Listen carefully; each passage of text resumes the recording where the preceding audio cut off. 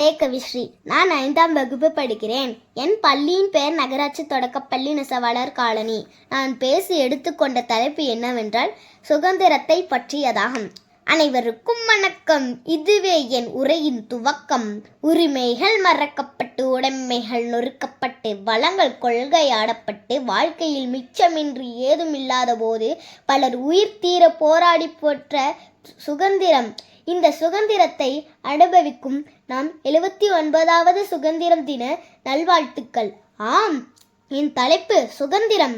சுதந்திரம் என்பது நம் இந்திய திருநாடு அந்தியனியின் ஆதிக்க பிடியில் இருந்து கட்டவிழ்க்கப்பட்டு விடுதலை பெற்ற நாளை நினைவு கூறும் வகையில் நம் பாரத பிரதமர் அவர்கள் செங்கோட்டையில் நம் அழகிய மூவர்ண கொடியை ஏற்றினார்.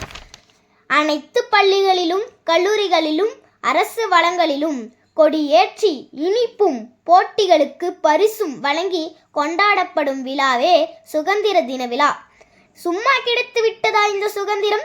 எத்தனை கசையடிகள், எத்தனை போராட்டங்கள், எத்தனை உயிர் தியாகங்கள், அத்தனைக்கும் முற்றுப்புள்ளி வைத்து 1947ஆம் ஆண்டு ஆகஸ்ட் திங்கள் 15ஆம் நாள் சுதந்திரம் என்ற காற்றை மலர செய்து சென்றனர்.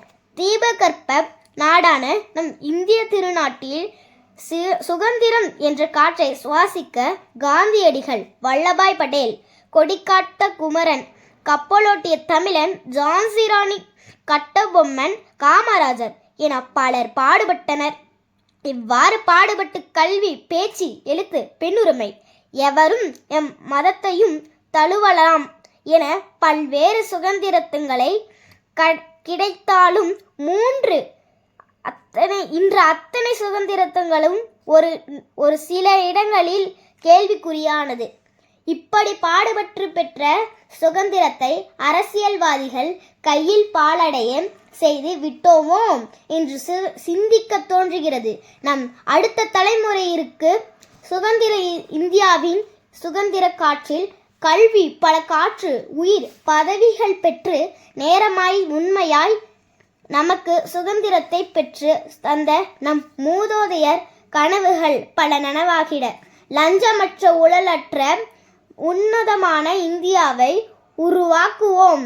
பெற்ற சுதந்திரத்தை பேணி காப்போம். வாருங்கள் தோழர்களே, 3 எழுத்தில் நன்றி கூறி 5 எழுத்தில் வணக்கம் சொல்லி 7 எழுத்தில் விடை பெறுகிறேன். சந்திப்போம், சிந்திப்போம். வாழுவது ஒரு முறை, வாழ்த்தட்டும் தலைமுறை. வந்தே மாதரம். ஜெய்ஹிந்த். நன்றி, வணக்கம்.